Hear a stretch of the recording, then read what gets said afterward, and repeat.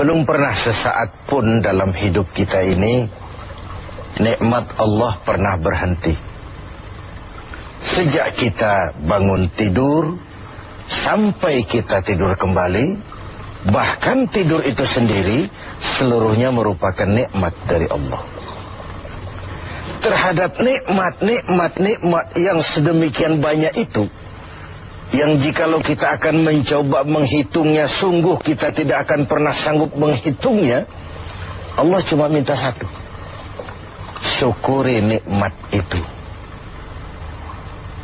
La in syakartum la azidannakum wa la in kafartum inna azabi lasyadid. Kalau kamu bersyukur, aku tambah nikmatku kepadamu. Kalau kamu ingkar, tidak pandai bersyukur, awas loh, azabku itu pedih. Jadi kalau kita mau ambil mafhum dari ayat ini, nikmat bisa berubah menjadi azab kalau kita tidak pandai mensyukurinya. Nikmat bisa berubah menjadi azab kalau kita tidak pandai mensyukurinya. Nikmat apapun itu. Sehingga boleh jadi orang kaya bisa saja masuk surga karena hartanya, dan orang kaya pun tidak jarang yang masuk neraka juga karena hartanya. Syukur apa tidak syukur? Pejabat bisa saja masuk surga karena jabatannya. Pejabat pun tidak jarang masuk neraka juga karena jabatannya. Syukur apa tidak syukur? Orang berilmu, orang alim sekalipun bisa masuk surga karena ilmunya. Pun orang alim bisa masuk neraka lebih dulu dari penyembah berhala juga karena ilmunya. Syukur apa tidak syukur? Nah, kita zon politikan, makhluk sosial yang tidak mungkin hidup sendiri. Kita bermasyarakat, kita perlu orang lain. Nah, di dalam bergaul bermasyarakat kita bertingkah laku, berperilaku, berbuat, berkata dan sebagainya.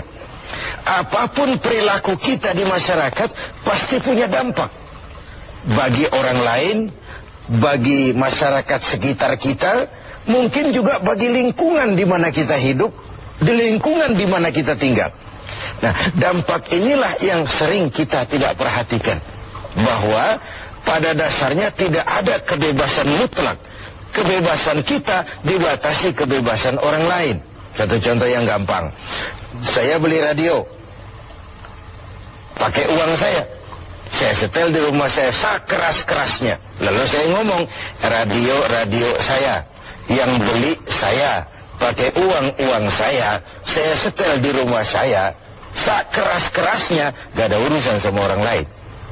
Itu sikap yang tidak mempedulikan lingkungan. Padahal tetangga saya sebelah juga boleh ngomong begitu. Kata tetangga saya, ini kamar saya tidur di dalamnya, mata saya yang ngantuk saya. Kenapa suara radio kamu masuk ke kamar saya? Nah, ketika itu kebebasan saya menyetel radio dibatasi oleh kebebasan tetangga saya yang mau tidur. Disinilah terjadinya sikap saling menghormati, sehingga perilaku kita terkendali. Nanti akan kita bicarakan bagaimana pengaruh puasa dalam hal mengendalikan perilaku kita sebagai manusia. Sebelum kita lanjutkan bincang kita tentang pengendalian perilaku oleh ibadah puasa, mungkin di antara adik-adik kita yang hadir ada yang akan mengajukan pertanyaan lebih dulu. Saya persilakan, siapa? Assalamualaikum warahmatullahi wabarakatuh. Waalaikumsalam warahmatullahi wabarakatuh. Saat ini di negara kita banyak terjadi bencana. Bagaimana menurut pandangan agama? Ya, sesuatu yang aktual, tetapi mungkin nanti dari pembicaraan ini akan runtun mengarah kepada jawaban atas pertanyaan tadi, karena saya lihat ada sinkron ya, ada kesinambungan. Begini, tadi di awal pembicaraan kita membicarakan ayat, kalau kamu bersyukur aku tambah nikmatku kepadamu. Kalau kamu ingkar, awas azabku itu pedih. Nah, kita bangsa Indonesia ini oleh Allah dikaruniai sebuah negara yang istilah Al-Quran itu baldatun thayyibah. Sebuah negeri yang begini subur. Buminya, di atas perut bumi kita segala pohon hidup. Di bawah perut bumi kita ada gas, ada minyak, ada batu bara. Laut kita yang merupakan 2/3 negeri ini, pasir lautnya saja bisa dijual menimbun Singapura sana. Ada minyak lepas pantai, ikan kita luar biasa, sehingga negeri-negeri lain sering menangkap ikan di perairan Indonesia. Kemudian hutan kita jutaan hektar. Laut kita kaya, bumi kita kaya, hutan kita kaya. Tetapi rakyat kita masih belum bisa lepas dari kesulitan.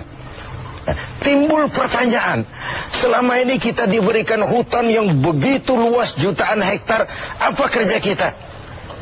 Nebangin doang, nggak pernah nanemin lagi. Terjadi pengundulan hutan di mana-mana. Yang namanya illegal logging, tidak ngerti juga kita. Penebangan liar itu kok bisa ratusan kubik seperti itu. Akibatnya apa? Tanah longsor, banjir melanda, terjadi pengundulan. Akibat ulah yang kita lakukan sendiri. Mengambil istilah Al-Quran, Zaharul fasadu fil barri wal bahri bima kasabat aydin nas. Bertebaranlah kerusakan di daratan dan di lautan akibat ulah manusia sendiri. Kita yang tidak pandai mensyukuri nikmat Allah, dikaruniai negara yang begini kaya sumber daya alamnya, yang diamanati memegang jabatan, lupa diri dan lupa daratan. Sementara kita sendiri tidak bisa mengelola negeri ini dengan baik. Yang disuruh ngurus beras, sering nimbun beras. Yang disuruh ngurus laut, sering jadi bajak laut. Yang disuruh ngurus hutan, rame-rame jadi orang hutan. Ada fenomena-fenomena seperti itu. Nah, lalu bagaimana kaitannya dengan musibah, dengan bencana yang belakangan datang menimpa kita? Begini, ayat Quran menjelaskan bahwa peringatan Quran itu wattaqu fitnatan la tusibanna allazina zalamu minkum khassah. Takutlah musibah, takutlah bencana, takutlah fitnah yang kalau dia datang tidak hanya menimpa orang-orang yang zalim di antara kamu. Orang yang baik terkena juga akibatnya. Nah, dengan kata lain, dilihat dari sisi ayat ini, kenapa bencana terjadi? Ini akibat dosa borongan. Borongan itu kalau sudah borongan namanya, yang benar ikut kelibet juga. Kita nggak perlu cari kambing hitam, tapi akibat 1-2 orang makan nangka, yang lain ikut kena getahnya semua. Di Aceh yang tertimpa tsunami, banyak sekali saudara kita yang baik-baik di sana. Di Jogja pun begitu, di Pangandaran pun begitu. Entah mereka terkena juga musibah akibat dari segelintir tingkah laku orang. Ini yang perlu kita khawatirkan. Jadi kalau yang ma'ruf jalan, tapi yang munkar juga jalan. Kebajikan ditegakkan, tapi maksiat dilaksanakan. Ketika hukuman datang menghantam yang maksiat, yang baik-baik ini akan terkena juga dampaknya. Walaupun buat orang yang baik-baik, ini merupakan ujian. Kan musibah itu kalau menimpa orang baik-baik namanya ujian tuh. Kalau musibah menimpa orang setengah baik itu 50-50. Di golongan yang sholat rajin, maksiat tekun. Sedekah mau tapi korupsinya lebih gede dari sedekahnya. Cuma lipstik aja ngumpetin korupsinya, dia sedekah. Kemudian yang model seperti ini kalau terkena musibah, itu teguran namanya, bukan ujian. Sebaliknya kalau orang jahat terkena musibah, itu persekot itu, DP. Nah, ini merupakan harus jadi renungan buat kita semua tanpa sekali lagi perlu mencari kambing hitam. Mari sama-sama kita melakukan introspeksi. Berangkat dari ayat yang kita bicarakan sejak awal tadi, nikmat bisa berubah menjadi azab kalau kita tidak pandai mensyukurinya. Nah, ada hadis kursi malah menjelaskan, terkadang melihat ulah manusia, aku ini kepengen turunkan azab saja, kata Allah. Tetapi ketika aku melihat orang-orang tua yang sujud di keheningan malam, bayi-bayi yang tanpa dosa masih menyusu, dan binatang ternak melata mencari makan, murkaku pun surut, azab aku tarik kembali. Kalau kita renungkan hadis ini, masih ada yang meredam murka Allah, menjaga keseimbangan. Orang-orang tua yang di keheningan malam sujud sambil berlinang air mata, nangis di hadapan Allah. Kita hutang jasa dengan orang-orang tua seperti itu. Bayi-bayi yang tanpa dosa, masih putih, bersih, masih menyusu. Dan binatang ternak melata mencari makan, itu potret dari lingkungan keseimbangan hidup. Sekarang kan binatang hampir nggak punya tempat.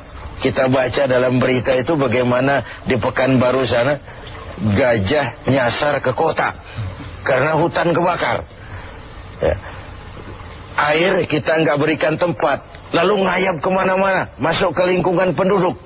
Sesuatu yang dulu air ada tempatnya, sekarang semua buat manusia. Sehingga ketika air datang, mana nyasar dia ke tempat kemana-mana. Nah, ini sebuah potret bahwa kalau masih ada orang-orang yang sujud kepada Allah tengah malam sambil berlinang air mata, masih ada putra-putra bersih tanpa dosa, masih terjaga lingkungan hidup, bencana tidak akan sebanyak ini. Tapi yang terjadi adalah sebaliknya. Yang diajarkan itu orang tua tengah malam sujud, bayi tanpa dosa menyusu. Nah sekarang akibat terjadinya pergeseran nilai, bayi tanpa dosa sering dibuang ke tempat sampah, sementara orang-orang tua tengah malam rebutan nyusu. Ini kan sebuah kesalah setelan dalam menjalani kehidupan ini. Oleh karena itu, menghadapi banyaknya musibah, menghadapi banyaknya bencana, kita tidak perlu mencari kambing hitam, tapi mari melakukan introspeksi. Kalau diuji, kita bukan saja harus sabar, tapi harus lulus. Nah, kalau ditegur, kita harus berani introspeksi, memperbaiki yang kurang dan mengurangi yang memang berlebihan. Mudah-mudahan musibah yang banyak menimpa negeri kita belakangan ini adalah teguran. Syukur-syukur kalau dia ujian. Dan sekali lagi, bukan saja kalau dia uji kita harus sabar, tapi juga harus lulus.